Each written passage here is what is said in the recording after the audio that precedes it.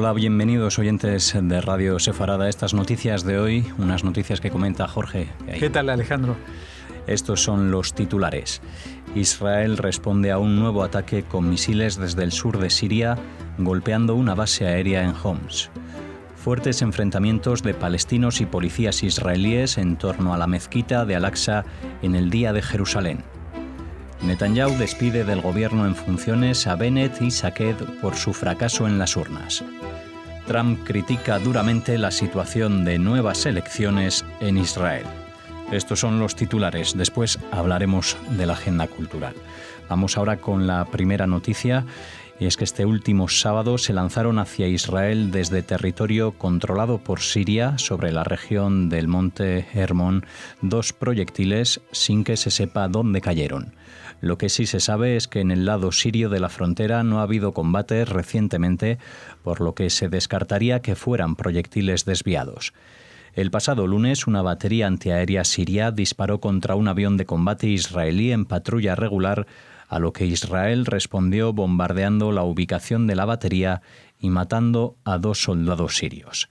Al día siguiente, al nuevo incidente, según el Observatorio Sirio de Derechos Humanos, Israel habría respondido contra el aeropuerto de la base aérea T4 al este de Homs, en el centro de Siria, causando 5 muertos y varios heridos de gravedad. Una fuente militar siria dijo que las baterías de la defensa antiaérea siria interceptaron 2 de los misiles, mientras que los que no fueron interceptados impactaron sobre un depósito de armas y provocaron daños a instalaciones y equipos en el lugar. El ejército israelí no ha emitido ningún comentario al respecto. Sí, bueno, vamos a revisar un poquito esta noticia. Este fin de semana, un nuevo incidente con el ejército sirio. Recuerden que estamos hablando ya desde hace meses que el ejército sirio está diciendo que prácticamente han acabado con la reconquista de su país a manos de los terroristas. Por lo tanto, no hay batallas en la zona sur, en la cercana a la frontera con Israel.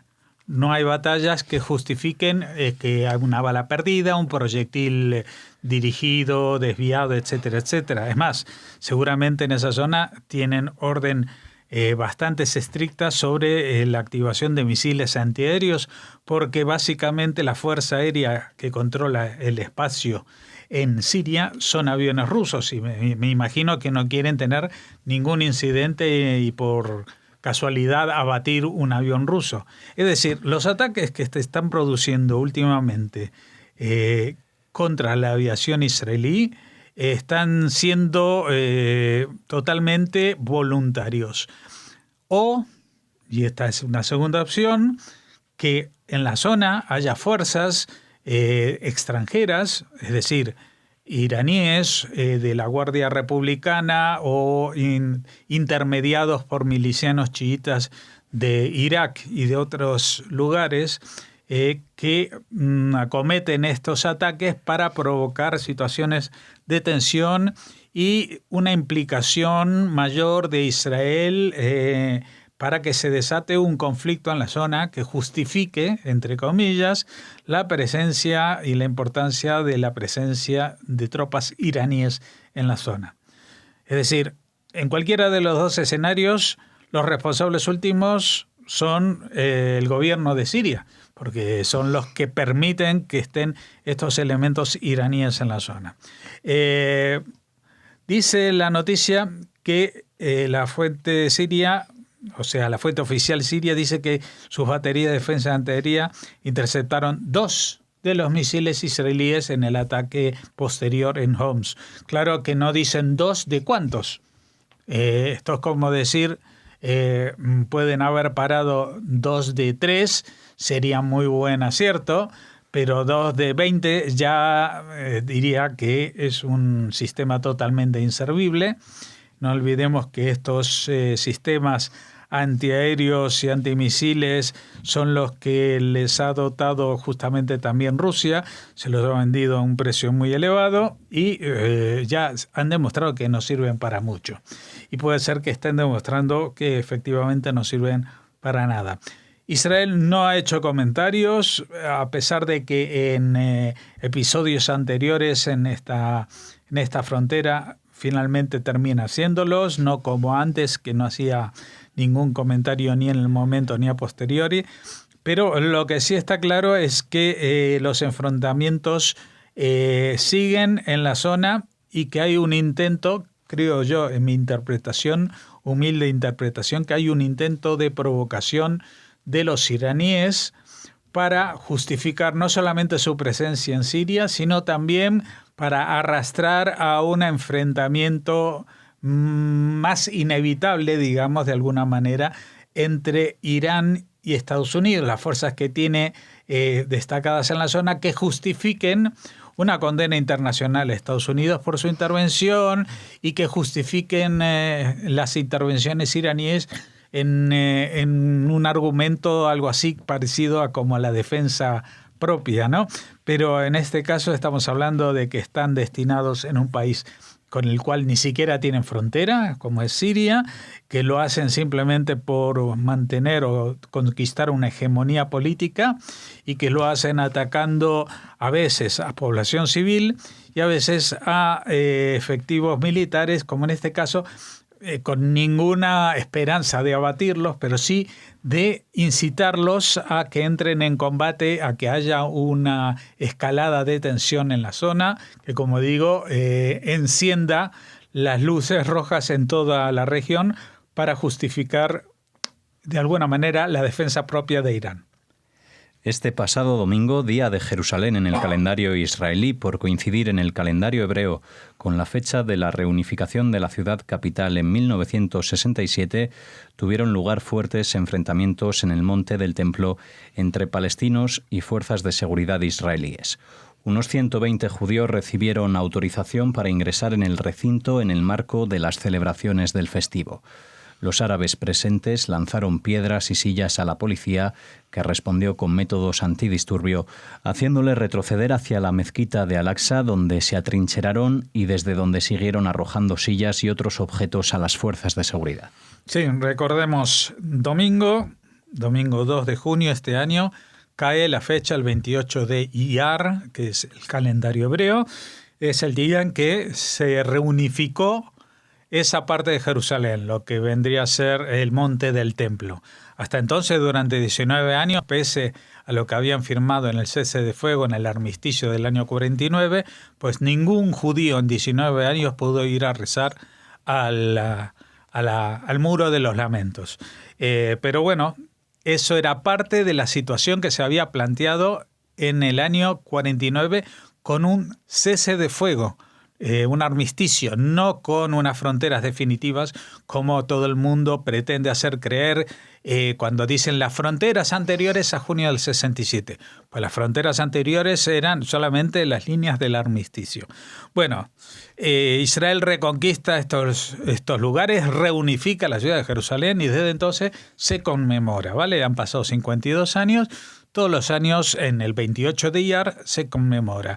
Este año había un agravante, por decirlo, porque para la misma fecha, en el calendario, digamos, no judío, sino gregoriano, los árabes celebran, entre comillas, el día de la Nakba, es decir, el día de la humillación, cuando un pequeño ejército derrota a los grandes ejércitos de la zona amparados por la Unión Soviética, como eran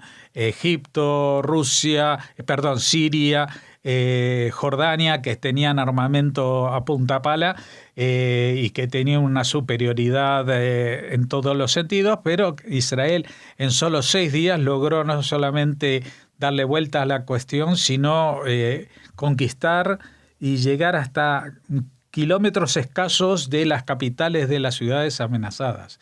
Es decir, a 100 kilómetros del Cairo, a 100 kilómetros de Damasco. De Amán se quedaron un poco más lejos porque hay un desierto en el medio, pero llegaron hasta el Jordán. El tema es el siguiente.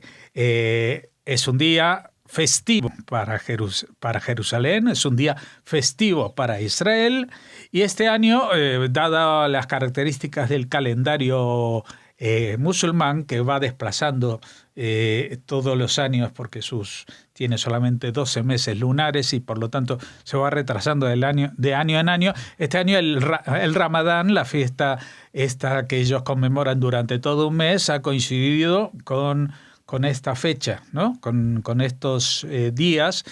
¿Qué ha pasado? Pues en la explanada de las mezquitas, que los judíos llamamos el monte del templo, pues los judíos no pueden rezar.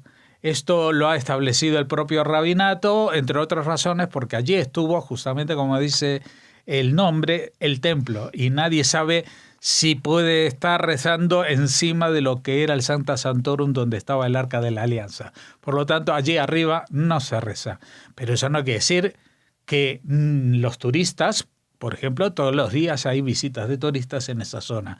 Y de vez en cuando también pueden entrar ciudadanos israelíes, muy pocas veces al año, porque tratan de evitar estos conflictos con los ciudadanos árabes.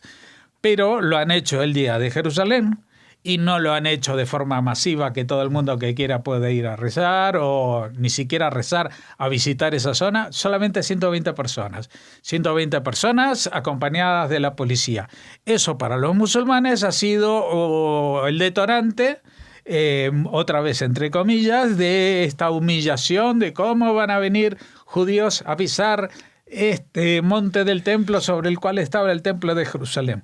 Pues se armó la marimorena, empezaron a atacar a los policías respondieron con gases lacrimógenos y, como siempre, los palestinos se encerraron en la mezquita de Al-Aqsa y la empezaron a romper para tirar todo lo que había dentro sobre los policías. Luego muestran en las imágenes lo que queda de la mezquita Al-Aqsa como si fuera la policía la que lo hubiera destruido. No, son los propios fieles musulmanes. Esto se ha repetido este año porque ha coincidido, pero el año que viene, que no coincidirá el día de Jerusalén con el Ramadán, se volverá a repetir porque así están las cosas y así interpretan los fieles musulmanes en Jerusalén, porque supongo que en el resto del mundo serán mucho más pacíficos, lo que es el derecho y la convivencia entre religiones. El primer ministro israelí, Benjamin Netanyahu, despidió este domingo a los ministros Naftali Bennett y Ayelet Shaked del gobierno y del gabinete de seguridad, dado que no pueden continuar en posiciones tan delicadas en el gabinete por otro medio año, después de que no fueron elegidos en abril, cuando su partido Nueva Derecha no superó el umbral mínimo de votos para entrar en el Parlamento israelí. Naftali Bennett ejercía funciones como ministro de Educación y Ayelet Shaked era titular del Ministerio de Justicia. En los últimos días aparecieron varios reportes en la prensa israelí de que Netanyahu quería incorporar a Shaked a la lista del partido Likud, aunque aún no fue realizado ningún anuncio oficial. Sí, de esto un poquito lo comentamos justo cuando estaba a punto de convocarse a elecciones en el programa Unidos con Jacob Israel. ¿Qué iba a pasar con la gente de este partido nuevo? Naftali Bennett y Ayelet Shaked eran los nombres más destacados y que eran ministros. Y Jacob decía claramente que a Naftali Bennett no lo iba a invitar a incorporarse ni al Likud ni al gobierno, cosa que sí podría hacer con Ayelet Shaked. Eso es lo que se habla. Lo que está claro y es que si hay nuevas elecciones, estas se harán el 17 de septiembre. Las anteriores elecciones fueron el 9 de abril, con lo cual tenemos un gobierno en funciones desde el 9 de abril hasta el 17 de septiembre, son más de 5 meses, y durante estos 5 meses y pico no tiene mucha lógica, según Netanyahu, y también se puede entender incluso si uno no es del Likud, de que le resulta incómodo tener en las reuniones de ministros a dos personas que de ninguna manera su partido va a formar parte de ninguna coalición porque no han sido elegidos. Es decir, ya no van a ser parlamentarios por voluntad popular, no han superado el umbral. Puede ser que el 17 de septiembre este partido consiga de alguna manera superar los números, mejorar los números y entrar en la Knesset. Cosa que personalmente creo que es prácticamente imposible porque han hecho una jugada, se han ido del partido que habían fundado para fundar este otro partido, no ha funcionado. Es decir, que la gente no creo que vaya a malgastar los votos en un partido que saben que no tiene posibilidades de superar el umbral. Y que van a ser justamente a sus votantes a los que apelará Netanyahu para atraer esos votos de gente que votó en los comicios del 9 de abril a partidos que no han superado el umbral, a tratar de atraerlos a su propio partido para que no se pierdan. Así que bueno, tenemos esta situación un poco extraña porque estando en funciones no creo que vaya a nombrar ahora un nuevo ministro de Educación en funciones y una nueva ministra de Justicia en funciones, pero también sería bastante descabellado que el propio Benjamín Netanyahu, que aparte de primer ministro ya es ministro de Relaciones Exteriores y ministro de Defensa en funciones, pues agregar estas dos carteras más a su currículum. No sé si esto después en la pensión te viene un plus por tantos ministerios simultáneos. No creo que sea así y no creo que quiera él estar pendiente, pero sí que le va a resultar bastante interesante que las personas que estén allí en funciones provisionalmente sean gente afines y muy leales a su candidatura como primer ministro en el nuevo periodo que se abre. El presidente de Estados Unidos, Donald Trump, tuvo palabras muy duras sobre la dramática disolución de la Knesset, el Parlamento israelí, la semana pasada, que fuerza la realización de nuevas elecciones generales en septiembre. Bibi, refiriéndose a Benjamin Netanyahu, fue elegido. Ahora de repente tendrán que pasar por ese proceso nuevamente hasta septiembre. Eso es ridículo, así que no estamos contentos con eso, manifestó. Es muy malo lo que sucedió en Israel. Parecía una victoria total para Netanyahu, que es un gran tipo. Él es un gran tipo. Y ahora vuelven atrás, en la etapa electoral. Eso es muy malo, porque no necesitan esto. Quiero decir que tienen suficiente agitación allí. Es un lugar difícil, dijo el presidente estadounidense. La administración Trump aún no ha revelado los detalles de su plan de paz, pero planea dar a conocer la parte económica de su propuesta en una conferencia en Manama, capital de Bahrein, entre el 25 y el 26 de junio. Bueno, Donald Trump esta semana se ha despachado con algunas declaraciones de las suyas. Está de visita en Inglaterra y ya se ha soltado la lengua diciendo que más o menos que Inglaterra tiene que salir en plan Brexit duro porque es una locura el plan que tenía la primer ministro Theresa May de pagar 45.000 millones a la Unión Europea. También dedicó sus mejores palabras al que considera como mejor alternativa, que es Boris Johnson.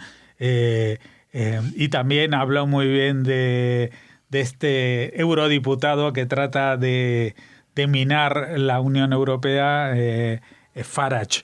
Pero incluso tuvo palabras de desprecio para Meghan, la nuera real, y también para el alcalde de Londres, que es musulmán y que dijo que él no iba a recibir al presidente Trump. Bueno, Trump también le dedicó unas palabras muy poco elogiosas. Lo que sí es con respecto a Israel, pues él tiene muy claro a quién le parece que está bien, que se llama Netanyahu, y le parece que está muy mal todo lo que se haga en contra de Netanyahu. Fueron sus palabras, le parece muy mal. La verdad que a todo el mundo, incluso dentro de Israel, le resulta lamentable que haya que convocar nuevamente elecciones, pero quizás no todos compartan el mismo análisis de Trump. Es decir, que porque es Netanyahu y tenía que haber sido Netanyahu. Quizás otra gente pensarían, porque así lo han expresado también en manifestaciones y en declaraciones, que hubiera sido mejor ceder el turno para formar gobierno a otro líder, como podría haber sido Gantz del partido Cajol Labán, antes de dar por perdida esta legislatura.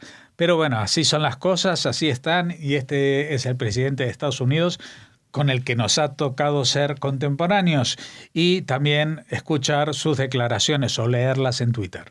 Pues hasta aquí llega esta primera parte de las noticias de Radio Sefarad. Volvemos ahora con la agenda cultural.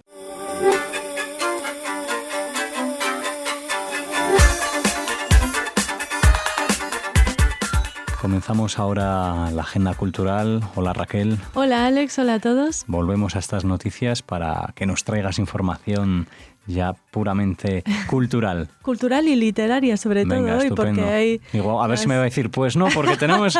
Pues venga, estupendo. Para que vean que es todo natural y que no programamos nada, Alex, que a veces te sorprendo. Porque vamos además que ya no te puedo mirar los papeles, porque viene muy tecnológica, con la impresora. Con el móvil de la mano.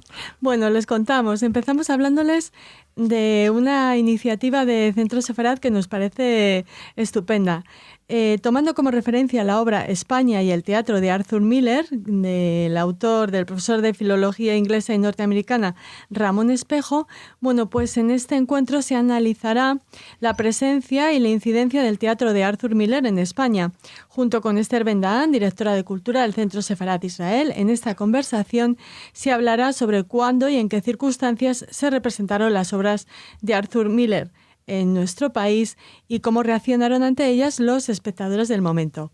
Esta conversación supone además un recorrido por la obra de uno de los escritores que mejor supo retratar al hombre del siglo XX. Y por supuesto, tras la conversación, los participantes podrán efectuar sus preguntas. Se tienen que inscribir, o sea, es entrada libre, pero tienen que hacer una inscripción previa. Les ponemos el enlace para que, si desean asistir... A través de la página web, ¿no? Supongo. Exacto.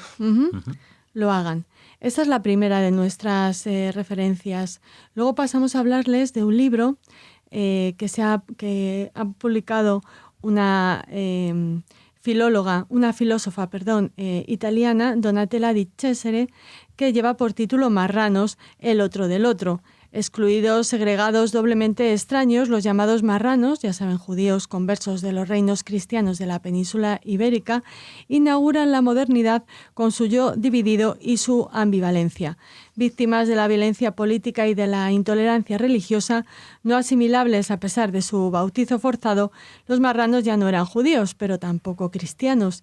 Devinieron el otro del otro. Este es el punto de partida de Di Cesare para ofrecer una reflexión filosófica, estoy yo empeñada en que es filóloga, en torno a la identidad, la introspección psicoanalítica, la dimensión política y el nacimiento de la era moderna. Muy bien, pues una gran apertura de la agenda para hablar de Arthur Miller, de este escritor, y ver esas reacciones del público. Luego los marranos y ahora un taller literario que nos lleva al Instituto Cervantes de Tel Aviv. Desde allí nos preguntan, ¿sueñas con ser escritor? ¿Guardas tus escritos en un cajón?